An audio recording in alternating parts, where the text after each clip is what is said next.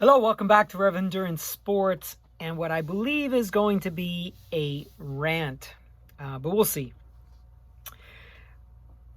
I've been scratching my head trying to figure out why Shimano would do a 105 Di2 group. I don't know why. Maybe because I've been in the industry so long and I've been conditioned to think of the 105 group set as the one that's accessible to beginners, right? You step away from a Tiagra Sora group set and you get the 105 group set, which is very similar in every possible way, functionality anyway, to the bigger brothers of Ultegra and Dura-Ace. And so you get all the functionality, you get all the compatibility, so you can move, you could, maybe use a 105 brake set here or shifters there and then have an Ultegra rear derailleur or a Dura-Ace. You could, everything was compatible and all the same cable pull. And if you wanted to build a complete bike with 105, you were at about $1,000, Now you're looking at a group set that's $1,900 US for a Di2 group set, only hydraulic disc, only Di2, 12-speed. It just doesn't make sense to me. If just a group set is that much, obviously things get cheaper with large volume. Let's say, one of these bike brands buys, 10,000 group sets, and so they build up a bike. And now, but I still don't think a 105 Di2 12-speed bike is going to be less than $4,000. How is that an entry-level bike anymore? How is that? And we've all known someone who we've all said to them, you know what? You don't need Dura-Ace because you're just starting out. It's a premium. It's not really all that necessary. See if you can find a 105 bike and, get started on that. And see if you like the sport, right? We've all given that advice to someone, if you've been around long enough anyway. Is that the advice we're going to give now? I mean, a 105 Di2 bike is going to be, I haven't seen it yet, but let's just say it's $4,000 to $5,000. That's not an entry-level bike anymore. That's ridiculous. I just don't get why Shimano did this. And if you listen to some of these online magazines and YouTube channels with, oh, you've all been asking for it, and here it is. Who was asking for it? Who was asking to have an entry-level bike be quadruple the price of what it used to be? And oh, by the way, the group set itself is 3 kilos. By the time you build a bike, you're not going to have carbon bars, carbon stem, carbon seat posts, carbon wheels. This thing is going to be a pig. And, on a personal note, I had Di2 back in 2009, 2010. I then kept that 10-speed Dura-Ace Group 7970 for a while and moved it from bike to bike. It functioned beautifully. But once I sold that group set, I never bought another one. Now, maybe because I'm a mechanic or whatever, but I just don't see the need for electronic Dura-Ace. Now, of course, you have a handicap or something like that. I had a customer once. He had he didn't have the lower part of his arm, and so we set up everything so he could shift with just one hand. He could shift the front and rear derailleur and all that. And then we also did a nice trick thing to get his brakes in sync, front and rear brakes. But I mean, do you really need Di2, or is it just a status symbol to say, oh yeah, I got Di2 electronic shifting? I don't see, I mean, it doesn't make you any faster, right? I ride steel bikes, rim brakes. I have no problems keeping up with people. I have no problems sprinting away or descending fast and getting KOMs on descents. I just hydraulic disc brake, Di2, and I've talked about freedom of choice before. So you only get an 1134 cassette inside the group, or you get outside the group, a non-series, you get an 1136 cassette. What about all the other cassette options? 1123, 1227, or I don't know, 1125, 1134. So that means from in 12 steps, because you're going to use 12 cogs to do it, you have to get from 11 to 34 or 11 to 36. So, I mean, my quick math tells me, 34 minus 11, that's 23. But I can only get there with 12. So that means jump, jump, jump, and jump. So, if you think about Goldilocks, this gear's too hard, this gear's too easy. I don't have just the right gear, right? Because you're spread so far between your climbing cog and your top end speed cog. So the 34 for your climbing cog and your 11 for your top end speed. So I just don't get it. I mean, you have limited choice. And oh, by the way, I don't know. I'm not sold on 12 speed. Every time I work on a 12 speed bike, especially mountain bikes, because they crash a lot, I have these people swap out their rear derailleur hangers out often, because if they get just a little bit bent and you're trying to bend it, I mean, that rear derailleur hanger has to be perfect, spot on.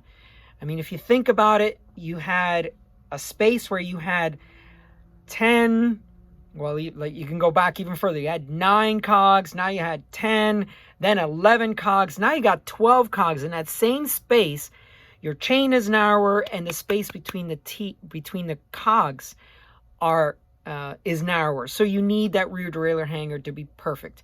And there's always this ticking, and there's always this, it's not perfect. So I don't understand 12 speed in the first place.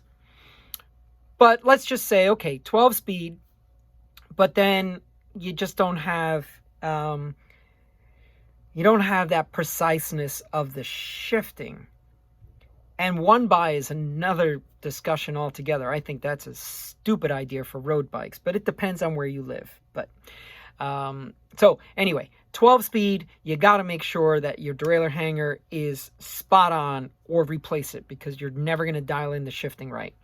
Also, I mean, if you think about the 105 customer, what traditionally was the 105 customer, they usually don't tinker with their own bikes. They usually get everything done at the bike shop. So now you got hydraulic disc brakes, and dear Lord, if they try to hide the cables on a 105 bike, integrated through the bar, the stem, and down the fork and through the headset, that is an absolutely stupid idea for a 105 bike rider, okay?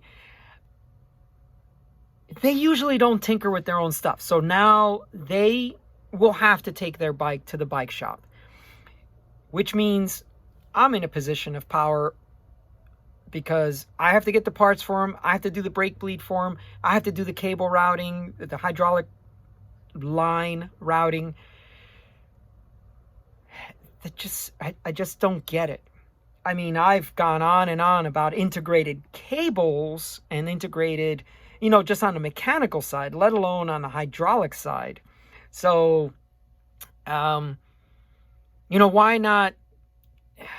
I don't know. I mean, for the price of electronic Di2 12 speed, you can get an 11 speed, probably at least Ultegra, but possibly even a Ultegra Durace mixed group, which is way, way nicer, and shifts really, really smooth. I mean, the latest iteration of Dura-Ace 10-speed, that 9100 group, I'm sorry, Dura-Ace 11-speed, the 9100 group, R9100, it shifts like butter mechanically. I just don't understand why anyone needs to have Di2 when that system shifts so silky smooth. So Di2, never understood it. Let me look at some of my notes here. Yeah. Okay, so let's talk about the supply chain. I mean, the 12-speed Ultegra and Dura-Ace groups that were announced last summer. I mean, where are they now? This is this summer. This is July of 2022. We still don't have those groups. And now you've introduced another group, another electronic group. When is this going to hit the shelves? When is a consumer going to actually put their hands on it? When's a bike shop going to get their hands on it? And now you're introducing another group set design into the production line. I don't know. I just don't get it. But, I always like to talk about wheels that are easy to repair, replace a spoke or something like that. The Di2 system is just not something that the consumer at home typically will work on their own. And I watched Wayno's photos video on Di2, and he compared it to the feasibility of maybe a chorus group or a record group. I don't know if he mentioned record, but I'm mentioning record. I mean, some of the componentry for a Campagnolo group set, still rim brake, still mechanical, not Di2. You can purchase a nice group set to put on your bike. And I mean, nice is, relatively speaking, it's exceptional looking and functioning. So nice, I mean better than nice. But you can purchase a Campagnolo group set for your bike. Mechanical, non-Di2, no fuss, no mess. And you've got a very high quality group set. I just don't get it. I also, if I'm talking about the rear derailleur, or the way the new 12-speed stuff, the new derailleur is where your power cord goes, I mean, that means you have to park your bike near an outlet. In the previous iterations, you just had a battery, you plugged it into a dock, and there it was charged. And that's what you do with SRAM. You take the little batteries, you put it into these little charging docks. But I don't know. I honestly don't get it. But let me look at some of this stuff here. Let's see. I'm going to... I don't know what happened to my glasses, but let's see. I had some notes. I mean, basically, I just went off the top... things top of mind, but I just don't get it. I don't get the price increase. I don't get the way they are still marketing it as a group set for the people and more accessible. What freaking planet are these people living on? I would like to hear... And oh, by the way, I love Shimano products. I mean, I've got a whole wall full of blue stuff and not so much red stuff. And if you know what that means, Shimano has blue packaging and SRAM has red packaging. But I honestly don't understand it. I don't understand. It just doesn't make sense to me. It's like the industry forcing you to ride disc brake bikes. They're not that much better. Disc for road is absolutely overkill. Disc for dirt, sure, gravel or, mountain biking. But for road, it just doesn't make sense. And you don't even have decent sized rotors for road. You get a 160 front and a 140 rear. just that whole, it has way too much heat buildup. It just doesn't work on the road. Okay, that's all for today. If you like hearing George rant, make a comment down below. And in the meantime, please like and subscribe.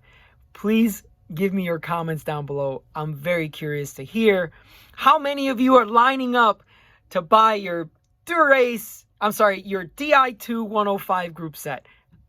I'm curious. So hit me with a comment down below and let's talk about it. Please like and subscribe. We'll see you up the road.